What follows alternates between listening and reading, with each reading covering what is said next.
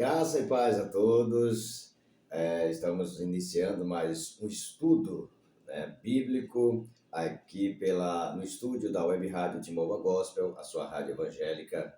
Eu sou Luiz Silva e estamos iniciando esse estudo. Olha, conteúdo completo você vai encontrar lá no YouTube, né? Você nos seguindo no YouTube, o canal Luiz Silva Timbaúba. Deixa eu ver também. No Instagram, Luiz Silva 6869. No Kawai, Irmão na Obra. E também no Facebook, Luiz Silva Timbaúba. E também aqui no TikTok, @luiz.s.silva3. E na web, Rádio Timbaúba Gospel. Digite lá no Google, Rádio Timbaúba Gospel, e você vai ter lá a nova logomarca, né? Que é praticamente essa marca aqui, essa logomarca nova. E na Radiosnet, e você vai ter mais conteúdo completo, né? Como um vídeo, a gente aqui só nessa introdução, a gente já vai em 1 minuto e 27 segundos. Hoje nós vamos falar de um assunto bíblico, né? Faz parte da Bíblia, é religioso, como nós fazemos aqui da Rádio Timbaúba Gospel, estudos bíblicos, né? Comigo, o diácono Luiz Silva. Ontem a gente fez um estudo bem extenso, né? Eu ouvi o pastor pregar e vem sempre aquela questão, né? A cruz ou o madeiro? Tá lá no YouTube, vai lá dar uma conferida depois, se inscreva no canal. Mas hoje nós vamos falar um assunto que, lamentavelmente, a gente sente, né? Porque foi a perda de um líder religioso. Mas você vai falar, irmão Luiz Silva, do Papa? Não, eu não vou falar do Papa, até porque as nossas religiões, elas não são opostas, elas são bíblicas. Nós temos a Bíblia como regra, né, como uma orientação de fé e de conduta. Porém, eu sempre tive a curiosidade de saber o que é, ou quem é, e o que representa ser um Papa. Então, ontem eu pesquisei, depois do ensaio da banda Geração da Fé, lá na Igreja Verbo da Vida, e eu cheguei em casa e eu fui pesquisar, né? E procurar saber quem é o Papa e o que ele representa.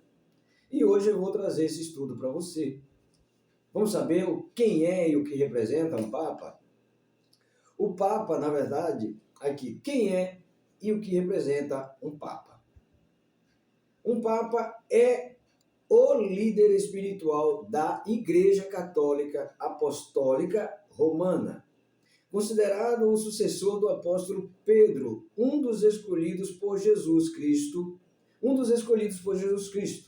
O Papa é visto como representante de Cristo na Terra e é responsável por guiar a Igreja Católica em todo o mundo.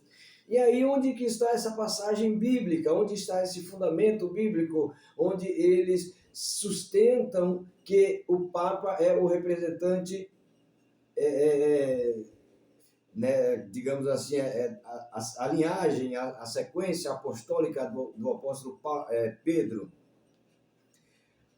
Nós encontramos em Mateus 16:18, que diz o seguinte: pois também eu te digo, tu és Pedro, e sobre esta pedra edificarei a minha igreja, e as portas do inferno não prevalecerão contra ela. Isso é um texto, tem um contexto abaixo que a gente não vai ler, porque a questão aqui é saber quem é o Papa, né, e o que ele faz. Significado da palavra Papa. Etimologicamente, a palavra Papa significa, se originou do latim papa, com 2 P, tá? Primeiro P-A, P-P-A, papa, do latim, né? Que pode ser traduzido como uma forma carinhosa de papai ou pai. Neste caso, o pai é uma referência à posição que o Papa desempenha perante a imagem da família católica, entre aspas, porque na minha fonte de pesquisa colocou entre aspas, tá? Papel do Papa: líder espiritual. O Papa é o líder espiritual da Igreja Católica e é responsável por ensinar a doutrina católica e guiar a Igreja. Sucessor de Pedro. O Papa é considerado o sucessor de Pedro, o sucessor do apóstolo Pedro, que é visto como o primeiro bispo de Roma. Por quê?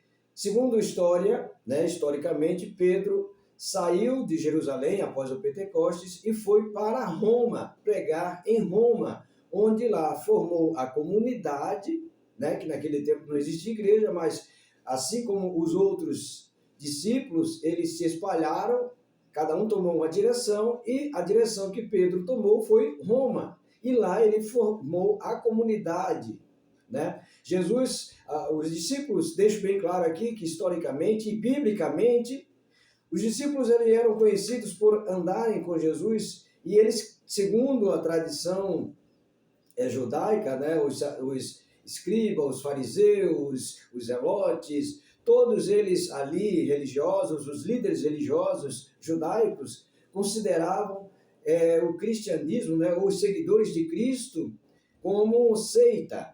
Então, a princípio, eles eram chamados de o caminho, aquela nova religião, aqueles homens lá que andam com aquele filho do carpinteiro, é o caminho, eles são o caminho.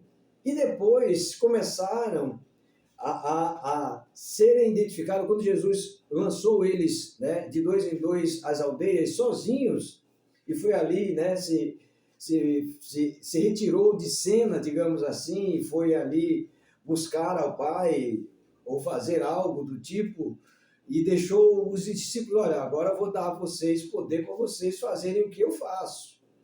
Então vão agora, se espalhem, vão de 2 em 2, de casa em casa, de rua em rua, de vila em vila, e vão aí evangelizando, vocês vão curar. Está aqui, ó, o que está em mim vai ser passado a vocês e vocês vão fazer. Isso está na Bíblia, isso é história bíblica. E assim, quando eles foram, eles fizeram esses sinais, eles curaram pessoas, eles voltaram maravilhados. E daí as pessoas começaram a identificá-los como cristão. Esse rapaz, ele faz o que Jesus, o tal do Nazareno, chegou aos nossos ouvidos a saber que ele fazia. O único que cura, que liberta demônios, que é Jesus, é o Cristo, o ungido. Então esses aí são cristãos. Aí passou-se a identificar os apóstolos como cristãos. Aí começou-se, pode-se dizer, aqui na Bíblia, em Jerusalém, começou o verdadeiro cristianismo. Que fique bem claro isso, está claro isso? Isso é Bíblia. Vamos para a história secular. Pedro foi, depois da morte de Cristo, Pedro foi pregar em Roma. Então ele levou consigo o cristianismo para Roma. Roma, tentando acabar com o cristianismo, junto com a lei judaica, eles tentou ali, ou fizeram ali, aquela velha frase, quando você não pode acabar com o seu inimigo, você se alia a ele, Então, Pedro foi martirizado, foi executado, condenado pelo Império Romano. Isso é história, todo mundo sabe, basta pesquisar e você vai encontrar. Mas ficou o legado, e aí, ficando o legado, quem continuou, deu sequência ao que Pedro criou, que foi a sua congregação, o ajuntamento de pessoas ali em Roma, tornou-se historicamente a Igreja Romana. que na verdade é um reino. Roma morreu, assim, em termos de império, mas engana-se quem acha que ela se acabou.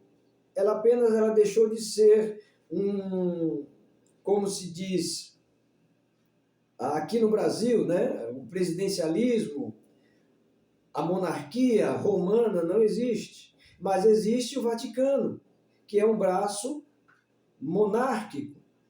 O reinado não morreu. O Papa é o rei de Roma. Só que o seu reinado, mais à frente desse estudo nós vamos ver, ele se estabeleceu lá em uma outra cidade que nós vamos saber mais adiante. Como disse, baseado nesse texto de Lucas 16, 18, ele é visto como o primeiro bispo de Roma. A autoridade, ou autoridade. O Papa tem autoridade sobre a Igreja Católica em todo o mundo e é responsável por tomar decisões importantes sobre a doutrina e a prática da Igreja. Responsabilidades do Papa. Ensinar a doutrina. O Papa é responsável por ensinar a doutrina católica e garantir que ela seja transmitida corretamente. Guiar a Igreja. O Papa é responsável por guiar a Igreja Católica em todo o mundo e tomar decisões importantes sobre sua direção. Representar a Igreja. O Papa é o representante oficial da Igreja Católica em todo o mundo e é frequentemente chamado a se pronunciar sobre questões importantes. Simbolismo do Papa. Há um monte, né? Aqui eu só coloquei alguns. Simbolismo do Papa. A gente vê vários simbolismos, mas dois aqui me chamaram a atenção e são, na minha opinião e na opinião dos estudiosos, o mais importante, que é o que caracteriza, o que distingue ele dos cardeais, dos bispos, dos arcebispos, enfim, de toda a hierarquia, né? Simbolismo do Papa. Mitra e anel. E o que é o mitra? O Papa usa uma mitra e um anel, que são símbolos de sua autoridade e liderança espiritual. A mitra, eu não coloquei aqui, eu não pesquisei, não deu tempo, agora que eu estou me lembrando.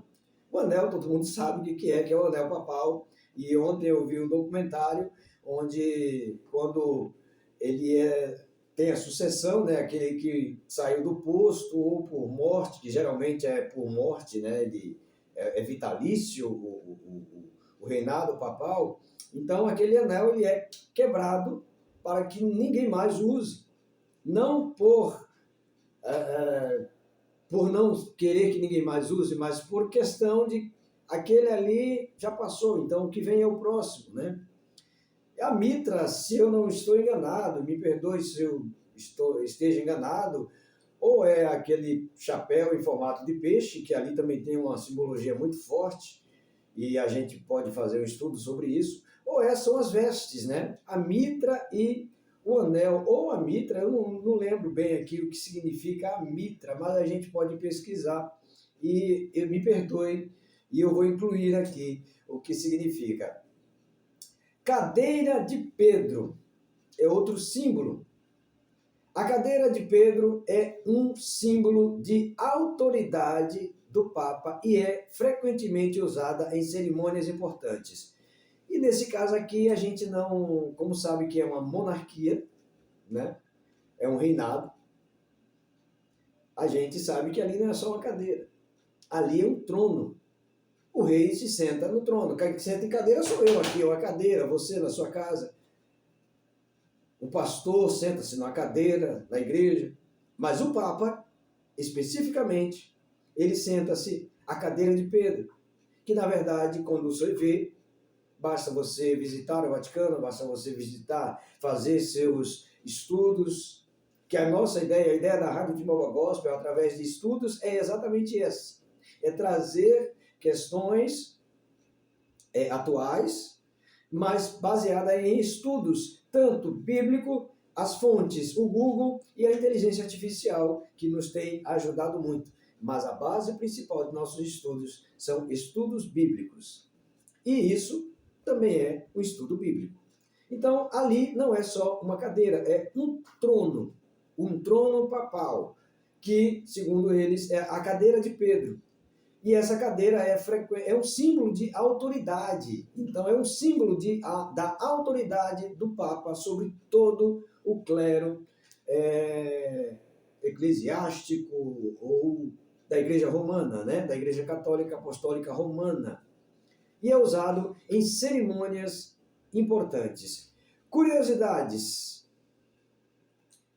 1. O Papa é considerado um dos líderes mais influentes do mundo. Não é à toa que você vê o Papa em vários eventos, seja eles ecumênicos, seja ele na ONU, seja ele visitando países. Se cala algumas vezes quando as questões a questão de direita e de esquerda. E nós sabemos que geralmente ele apoia mais as questões sociais, né, ou socialistas. Isso é fato, isso é inegável, principalmente esse último. Isso é inegável. Quando tivemos aí igrejas sendo depedradas na Venezuela e foi se questionado e ele não respondeu, teve questões aí de ideologias e ele, enfim, né, teve até envolvimentos aí em apoios e foi criticado por questões homoafetivas. Enfim, ele está envolvido, mas ele é o líder e o que ele diz na Igreja Católica ele tem que ser respeitado. Afinal de contas, ele é o escolhido pela Igreja Católica, como agora vai ser escolhido um outro que vai ser indicado para liderar, para guiar e para cuidar das doutrinas da Igreja Católica Apostólica Romana. Outra curiosidade, segunda curiosidade, o Papa tem uma residência oficial no Vaticano, que é um país dentro de Roma, que tem sua moeda própria, que tem o seu líder próprio, que é o Papa, o rei, não de Roma, mas o rei do Vaticano. Conhecido, né? O Papa tem uma residência oficial no Vaticano, conhecida como o Palácio Apostólico. Deu para entender agora por que o Papa é um monarca? Deu para entender agora por que a cadeira de Pedro é um trono? Deu para entender agora porque Roma não é o Vaticano, não é somente a Igreja Romana, mas ela é a Igreja, podemos dizer, vaticana, porque lá é um país. A moeda que circula em Roma é totalmente diferente da moeda que circula no Vaticano. O Vaticano é um país dentro do país.